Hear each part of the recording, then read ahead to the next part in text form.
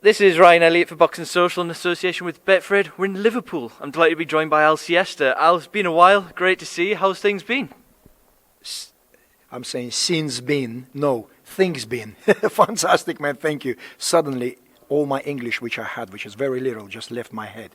But anyway, I'm in Liverpool. I can't emulate any accents. No Scottish, no Scouse, nothing. So I won't even try, because my bad accent is enough for you already, I'm sure. Things are fantastic. I'm back from Russia in one piece. Show went well. Matchroom Callum Smith weigh-in, incredible. Before we come on to Callum Smith and everybody else on the card on Saturday, which is what we're sort of all here for, you mentioned there you've had yourself a show out in St. Petersburg. Edward Troyanovsky sort of returning to action, getting the rounds in. From what I've spoken to you off camera about, a success. Talk to me about that show, about going out there and sort of the logistics of it and how it all went in general as well. Man, the show went fantastically well, but a day before the show, I had an absolute nightmare. Basically, Mike Goodall from Ringcraft, we know him, yeah? Our beloved Mike, the monopolist of British boxing business in terms of ring supply and everything. Great man, fantastic man, super professional. Sent the ring merchandise, which is rope covers, the canvas with all the advertisement, the Toblerones, via DHL to St. Petersburg. Man was European man thinking, no problem, I'm going to send it, going to get there next day, and Russians will be happy with that.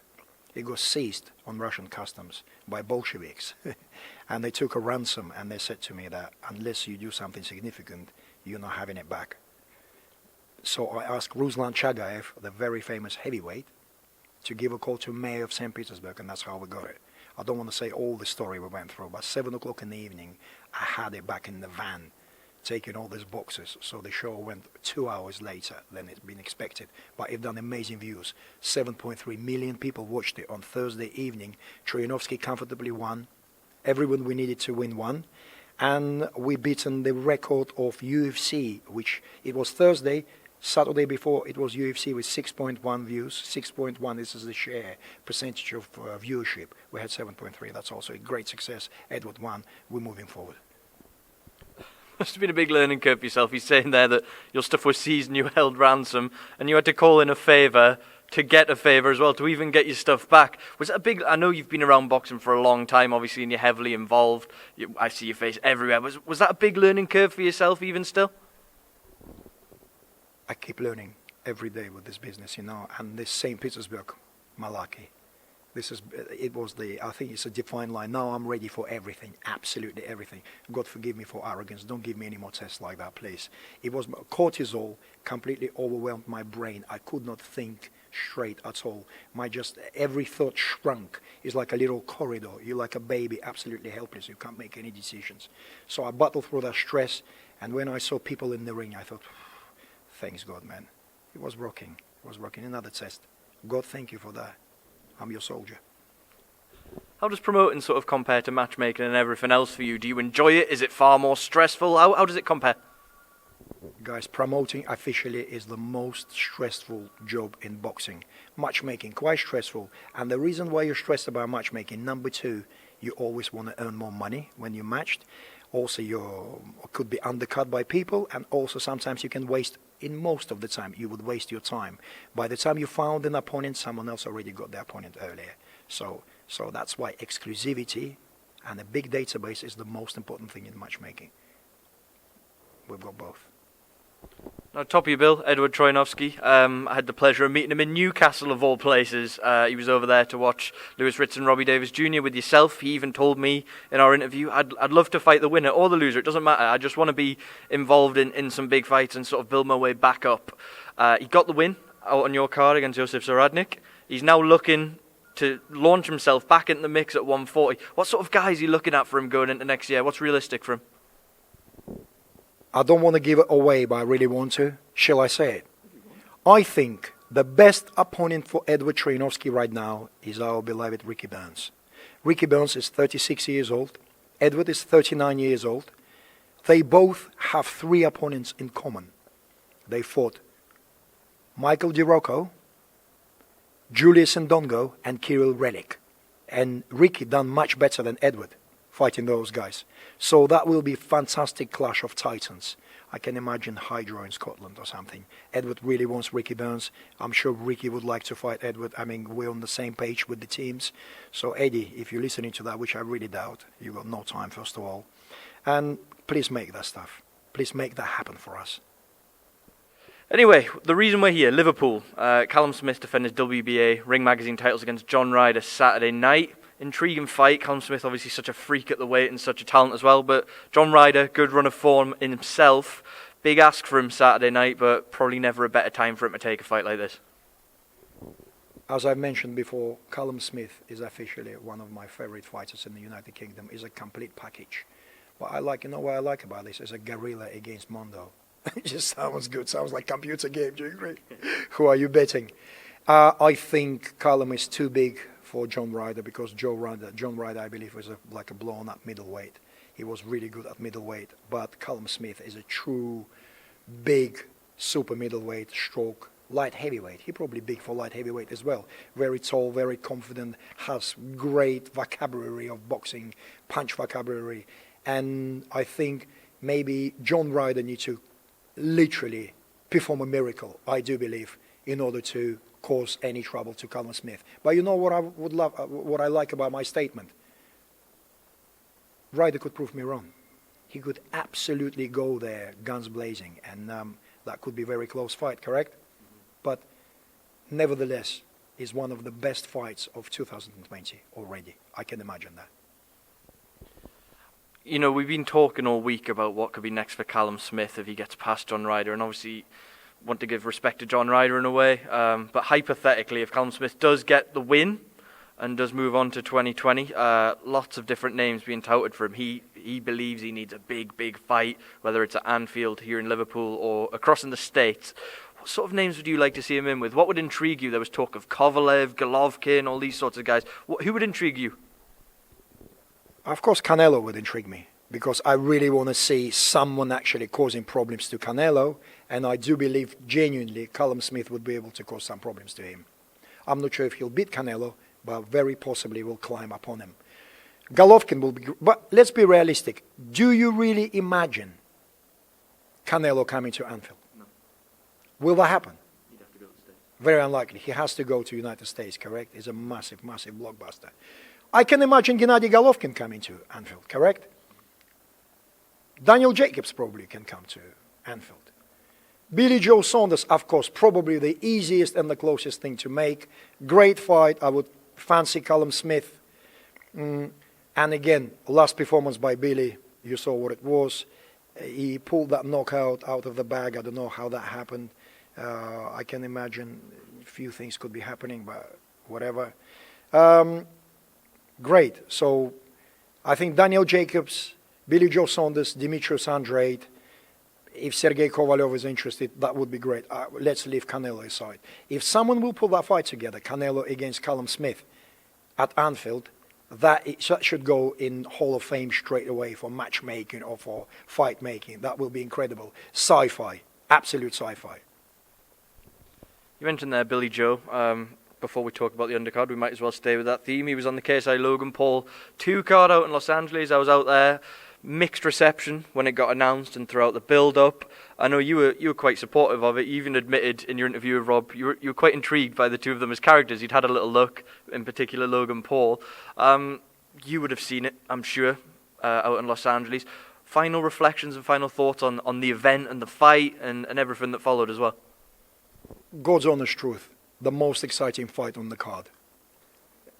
Logan Paul against KSI really saved the evening, do you agree? David Haney was very casual in his performance. I heard that he had some sort of shoulder injury, but he's sailing through. It was good, very competent, but not exciting, the performance-wise. Billy Joe Saunders was against another kind of blooper, similar to against Arthur Akavov. Do you remember that shocking fight? I don't know how he pulled that knockout because the Argentinian was sailing, kissing everyone in the corner. Did you see that? Celebrating too early. And it was great. I mean, that kept him alive. Obviously, he's got something going for him from upstairs for Billy Joe Saunders. Someone really looks after him. And KSI Logan Paul, I secretly fancied Logan Paul. I had some sympathy towards him for some reason. I mean, British fans, forgive me. But just something about him, about that guy. But He just done stupid thing. He knocked him down with a pitch of an uppercut, and then just done this stupidity, you know what I mean, like a rabbit punch for no reason. It gave him time to recover, and lost the fight ultimately. What I didn't like when KSI said, "No, I'm not interested anymore. It's all done and dusted." It wasn't done and dusted, man. Everyone would be interested to see the third fight. Do you agree? Really? I mean, it's a great fight. I'm not sure.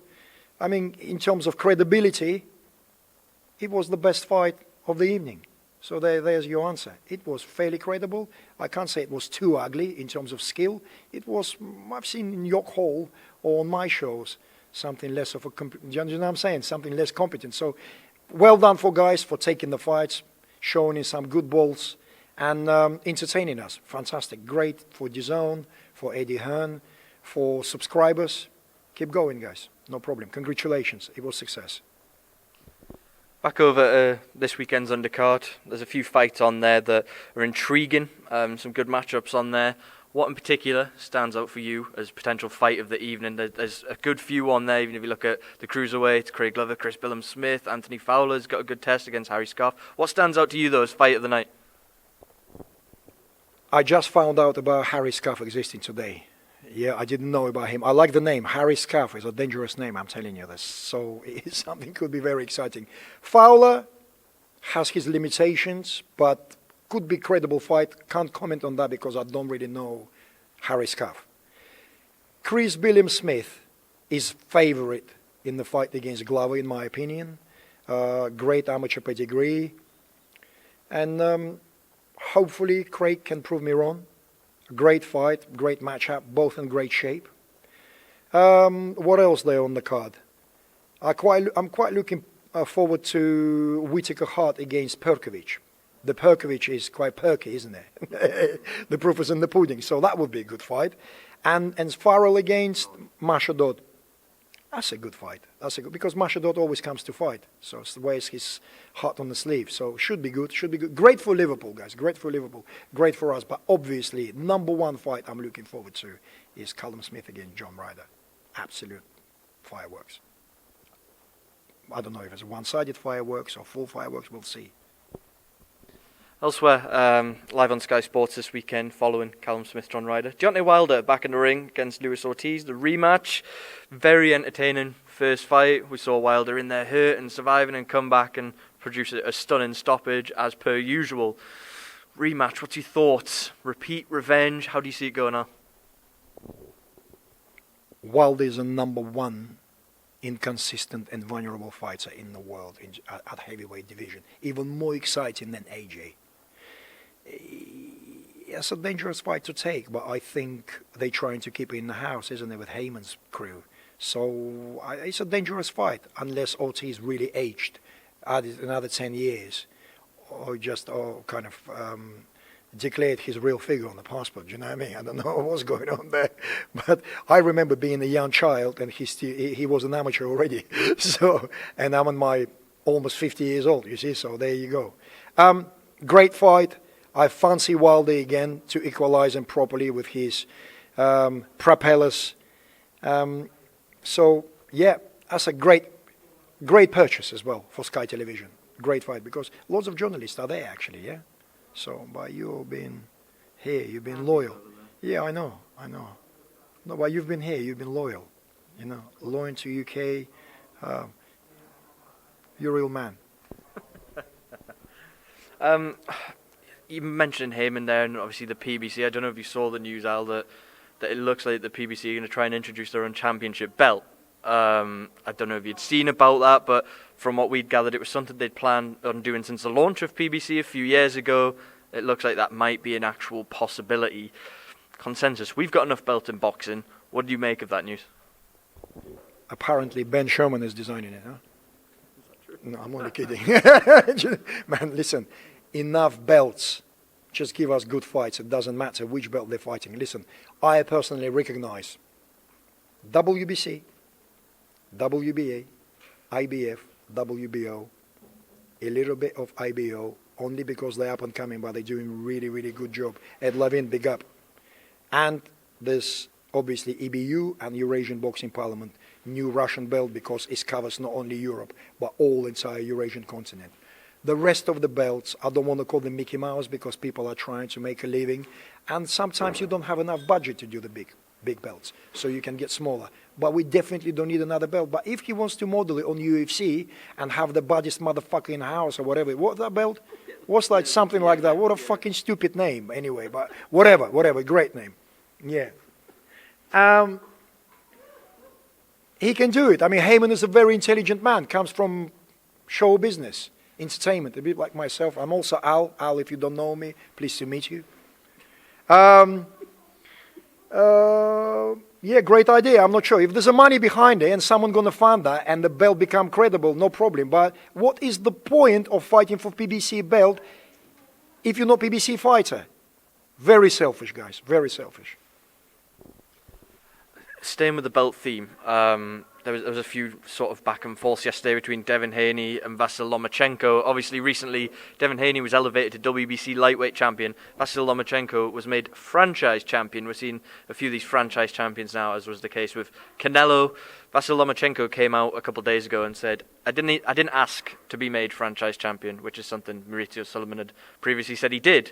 Obviously there's a bit of disgruntlement with regards to Haney now being a world champion. What do you make of the whole franchise situation? I know you just said that we have enough belts. Do you think that we just need to do away with that sort of label? What is the first image or word that springs to your mind when you hear word franchise, be honest? McDonald's, yeah. Me, pizza. Pizza Hut franchise, do you know what I mean? But Mauricio is a very intelligent guy. Very good man as well, has great heart. Obviously, franchise, possibly wrong formulation, do you understand what I'm trying to say? Probably wrong adjective for that. They could have come up with something better. Franchise, I don't know. I mean, what does it mean? Let's leave belts aside. Can Devin Haney fight Vasyl Lomachenko? Definitely can, if the money are right. But I tell you what the problem is. Vasyl Lomachenko is with ESPN. David Haney is with DAZN. DAZN invested lots of money in David Haney. Eddie done fantastic job, but Lomachenko is not allowed to fight outside of ESPN. And that is the real problem. Nothing to do with franchise, the real world champion or whatever it is. That is the reason. Guys, networks, you should unite sometimes. Don't be so selfish. There's enough money in the world, trust me. Enough. If you don't have enough, just print a bit more. And everything's going to be okay, Another fight I wanted to pick your brains on, Al. Prior to Canelo Kovalev, we spoke to you, and you said something about Kovalev. I don't know. It's not as such a foregone conclusion as people might expect. He started fairly well, faded, got took out in the manner he did, but he came out in the last week or so and sort of said, I didn't really think I had a chance of winning, and he sort of blamed the back-to-back camps and whatever, and said he didn't feel he really had a chance of winning. What do you make of A, his performance, and B, the comments that followed? Sergey Kovalev is a crusher. He's a predator, well-known one. But he acted in the ring against Canelo like a victim. Jab, jab, jab and move. Jab, jab, jab and move. I never seen any punching combination thrown. Tippy-tappy stuff. You can't touch Canelo like that. The man with the hardest head. Arguably hardest head compared to, I don't know, Carl Froch probably had similar head. Well, you can't do nothing to Canelo. Since Canelo sensed that defeatist victim attitude from Kovalev, it was a matter of time when Kovalev would have got equalized. But you know what? That equalization was fantastic. Blink, blink. And the man on his knees like, man, like that. And it was like, this is the crusher. Sergey Kovalev, like hanging on the ropes like that. It was surreal, do you agree? I never knew that Kovalev will be a victim in the beginning. This is the guy who literally much smaller than you are, much shorter than you are, like blown up super welterweight. Sergey, what were you thinking? What were you thinking? I don't know. I mean, psychologically, he already came defeated, correct, to the fight. Because if that would have been a crusher who was even against Anthony Yarde, would have been a different fight, do you agree? But he jabbed very well. He moved around very well, just ran out of gas. Canelo picked his punches very well. Really been shortening the gap between them, and eventually he found that was so concussive. Apparently, he bursted his eardrum. That's what I heard. He bursted his eardrum, so vertigo took over him. He's gone enough. It was so quick and so beautiful. Canelo is fantastic. But there are some people who will equalize him. Trust me. Callum Smith, one of them, could give him a really good fight. Really good fight. I know it's very subjective, but people are always sort of trying to pinpoint the pound for pound number one, pound for pound lists, etc. A lot of people after the Kovalev fight were sort of putting Canelo right up there as number one. In your mind, is he there? Is he close? Where do you sort of have him among the world's elite? Mayweather arguably lost a couple of fights, but with Nevada Athletic Commission, and that's what he was working with, yeah? Correct? He's been saved. Canelo lost 2 fights to Golovkin, in my opinion. He wasn't winning those fights. It was a draw at best. So to put him on the pedestal because he got 36 years old crusher who was shitting himself in the ring and took his belt and became a world champion, that's not convincing to me. Fight Callum Smith.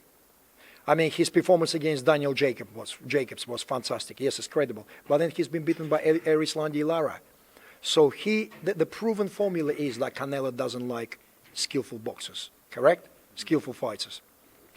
The number one pound for pound for me right now, probably Vasil Lomachenko. Number 2 is Callum Smith or Alexander Usyk. And everyone is the rest. Andy Ruiz, obviously, we'll see on the 7th of December if that was a fluke, or what do you think is going to happen in that fight? I mean, I'm hoping to go to Saudi. I mean, first of all, it's warm there, and secondly, just to see boxing might as well. Do you know what I mean? So, what do you reckon? It's so hard to pinpoint what's going to happen. I think that's what makes it so intriguing, because it's not like it was just a one-punch knockout, a punch from the gods that just ended the fight. It was a beatdown. Makes it so intriguing. I was going to move on to that fight, so we'll go there now. Really intriguing. Both heading out to Saudi Arabia in 2 weeks' time. You mentioned you're going out there. What does Anthony Joshua have to do differently, first of all, to right those wrongs? Because, like I said, for the last few rounds, it was so one-sided. You just need to come out and annihilate him. He's got all the attributes. He's Adonis, isn't he? Massive, strong man. I mean, the only iffy questions is about his jab. Just jab him off, move around, keep the distance there, and assassinate him. Do you know what I mean? He could catch him. He caught him with a great combo. You know, but Ruiz will be oozing with confidence. So I don't know what's going to happen, to be honest with you. I can't even say I fancy Ruiz, but if Ruiz wins, I will not be surprised. Again, but we really need Joshua to win. We really need Joshua to win that fight. For the sake, my children will be watching. Do you know what I mean? Because Joshua is our provider. Anthony Joshua, you are provider of British boxing on so many levels, man. You control our wages, let me tell you that. So we're all backing for you. Not because you're a Brit and a nice guy, because you're also our provider, man. What Eddie said, he is his landlord, yeah? Absolute true. Brilliant. He said he just needs to come out all guns blazing in the rematch, in your opinion. Do you think there's a danger, though, that, you know, after getting caught and hurt quite badly and concussed in the first fight, that he might come out and be a bit gun-shy, perhaps, in the rematch? Possibly, but whilst you've been asking me this question, I remember. Do you remember his dad problem with Eddie? That was very strange. Something must have been wrong for him shouting, which I could only translate, I told you he shouldn't fight, but you let him, maybe, I don't know. So hopefully there's something was there that was the genuine reason that no one knows of why he's underperformed like this. Hopefully he will perform properly this time, and we'll see. We might see demolition of Ruiz and say, whoa, AJ is back, do you know what I mean? He had a bad day in the office, and unfortunately it came on the day, the most important day in his career. Happens to everyone, but life goes on, beat goes on, man. Show must go on, Freddie Mercury. Let's go. Joshua, we're backing you. Obviously, Joshua had secured superstardom long before the Ruiz defeat. Came as a big shock. If he wins a rematch, though, as you mentioned, in somewhat spectacular style, if he does go and iron Andy Ruiz out in very conclusive fashion, where does that leave him? How big a name does that make him compared to even where he was a year ago? Do you think his profile just goes even further through the roof? WWE against Tyson Fury.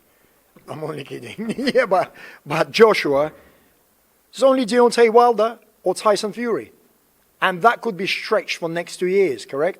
And some good fights in between. Brilliant, brilliant. Wilder, please beat Ortiz today, because if you lose tonight or tomorrow night, you'll mess cards up completely. Completely mess everything up. Because everyone is looking forward to this Joshua Ruiz rematch and keeping that on the back of their head with Wilder against Ortiz, correct? Man, Anthony Joshua, Deontay Wilder and Tyson Fury, this is the holy trinity of heavyweight division where everything will be contested in the next 24 months. And I'm really looking forward to that. But if Ruiz will beat Joshua, then Al Heyman is right with this PBC belt, I think. Right, we're done just over 20 minutes, I think, Al. I've kept you long enough, so unless there's anything burning on your mind that you'd like to add, I'll leave the final word to you before we end it here. Man, just want to say thank you to Boxing Social, guys, for having me again, and I just want to say have a great weekend to all the boxing fans and their families. Big love from Al Siesta, from Russia with love. Al Siesta, a pleasure as always. Thank you.